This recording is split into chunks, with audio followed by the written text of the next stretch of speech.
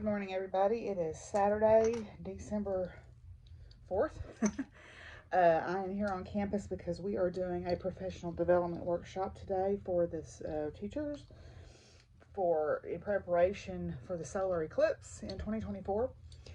I mentioned yesterday about it, but we are working with some technology companies so that they can do sensor detections and maybe do some use telescopes or cameras or something like that to actually gather scientific data. So the people with the sensors suite are doing a workshop today, and then eventually I'll be doing some stuff as a content expert. So I'll put in a map right here of the eclipse track for 2024. And we're really excited. Hopefully the weather will be perfect. Solar eclipses are much rarer for people to see, total solar eclipses, than lunar eclipses because of the size of the shadows. So let's talk a little bit about eclipses. Eclipses happen because of shadows. Now, the Earth and the Moon cast shadows all the time, but because the Moon's orbit is tilted by about 5 degrees from the plane of the Earth's orbit, most of the time the shadow of the Moon does not travel across the surface of the Earth, nor does it pass through the shadow of the Earth when it's on that side of the planet, because that orbit either puts it above or below the point where those shadows would cross those surfaces. But sometimes it does. You can predict these things because we know the orbital periods of the Moon and the Earth, or the Moon around the Earth and the Earth around the Sun, and we know the tilt. And so what happens is every now and then the Moon will cross what's called the line of nodes, which is where it lines up with the orbit of the Earth plane, or it lines up with the plane of its orbital plane lines up with the plane of the Earth's orbit, and it allows those shadows to fall across. But that's not enough. You also have to have the right moon phase. So for a total solar eclipse, the Moon has to be in new phase because it has to line up. So there's the Sun, and then the Moon, and then the Earth. The Moon has to be between the Earth and the Sun in order for the shadow of the Moon to fall on the Earth's surface. And because the Moon is tiny, that shadow is very small, so it doesn't make much of a track across the surface of the Earth. So you have to have the nodes line up, and you have to have full moon, and you also have to have clear skies. But the eclipse happens whether the sky is clear or not for you. For a lunar eclipse, you need a full moon, and then the Earth's shadow is much, much larger.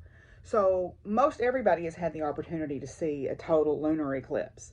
In fact, we just had a total lunar eclipse at the end of the last full moon that was visible to a lot of people. It was visible here in Arkansas. That's more about the timing of when the Moon enters the shadow.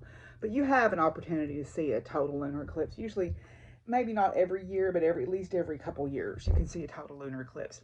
You may only get 1 or 2 chances in a lifetime to see a total solar eclipse, unless you want to travel to see one. But in 2024, in April, it's going to be our turn here in Arkansas.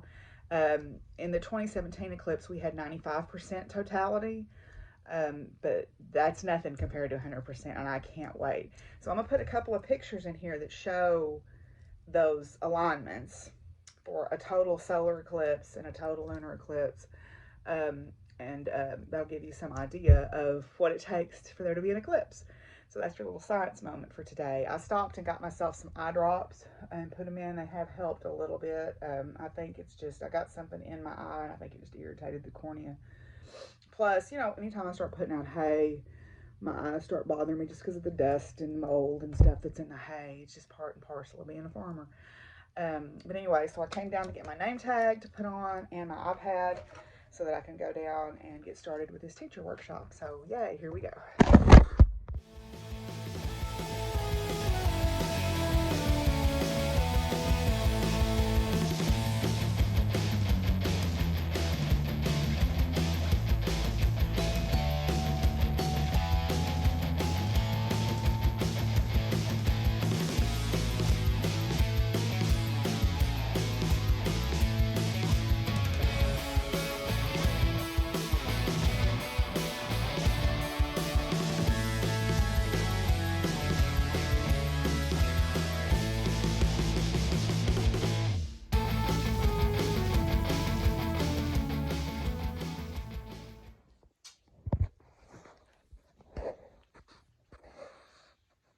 Does he need a bath that bad, Barnes?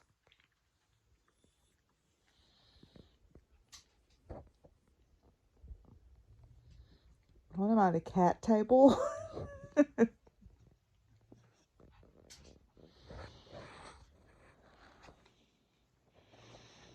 Hi, Wally.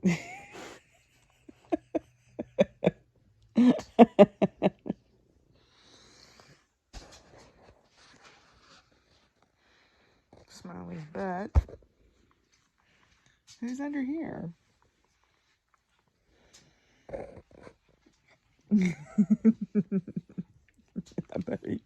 Okay, I'll cover you back up. Well, I guess the not sleeping thing has kind of caught up to me. I got home from the teacher workshop and was going to lay down for just like 20 minutes. And I woke up 2 hours later. That's okay. I'm getting my chores done. I forgot to say that I did get the calf up today for several minutes. She's still not able to get up on her own, but I was able to get her up. Now, I couldn't get her up a while ago, but this morning when I fed her, I was able to get her up. So maybe she's getting stronger, I hope. She's eating more solid food now. I'm still giving her milk as sort of her liquid, but I'm trying to make the majority of her diet solid food now. I think that'll give her energy quicker. So we'll see. I'm still not going to feel good until she's able to stand on her own, but progress is a little bit progress, I guess. So I'm going to go put hay out for the cows because we've got it's beautiful sunny when I went to sleep, and I wake up to gray skies. So that cold front the temperature's dropped. So that cold front's definitely headed this way. We'll have probably a little bit of a stormy night, and it's supposed to rain, like I said, most of the day tomorrow. So I'm gonna go ahead and get my hay put out, and then we'll see what else we get up to.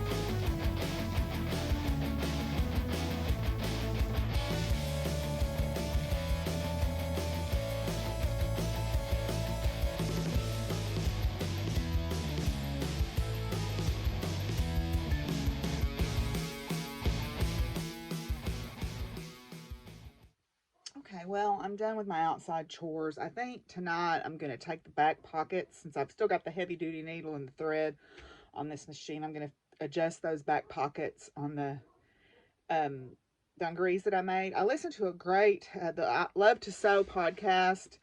Had a great podcast today about fitting with a fitting expert. I forget their name, but I'll try to remember to post a link to it. And she had some great tips and advice on how to do fitting.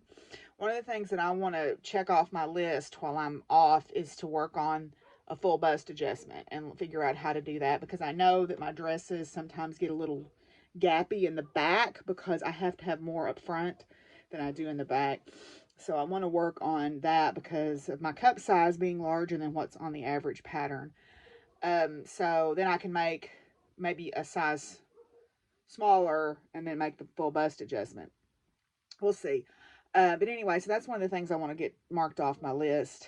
So let's open our presents here. So the first one is, we'll do the hot chocolate first. So this is Spice Holiday. This is the Ninja Chicken's Herbal Hot Chocolate Spice Holiday. So I'm looking forward to trying these now that I've got some milk. So that's the hot chocolate for today. Then I'm still looking for that piece of paper that's got it what it is. Then this is my Stitchy Box Holiday Bash box. I don't know what this is. I bet beads. It feels like beads. Oh no, it's a little snowflake charm. It's a little teensy snowflake charm. My nails look fried. I'm sorry. Sterling Silver Snowflake, a fancy sterling silver snowflake, to say that 3 times fast. Perfect for a special project or a special gift. What a sweet thing. It's a little charm. So it's a little teensy. There he is. Tiny. Anyway, so I hope you're enjoying these. I'm going to try to do, like I said, a little science segment every day. I think that will be fun to do. And then try to, you know, just kind of keep things interesting and entertaining for you. Hopefully it is. But anyway, so I'm going to work on these overalls and call it a night after that probably. And um, bad thing about taking my contacts out is my nose runs something terrible. But anyway, the calf is eating better. She did eat quite a bit of solid food, so that's good. And she was still sitting up when I went out there, so I'm encouraged by that. So it's supposed to start raining overnight, and they've backed off on how much rain we're supposed to get. Now it's more like 0.8 inches or 0.8 of an inch, but we'll see.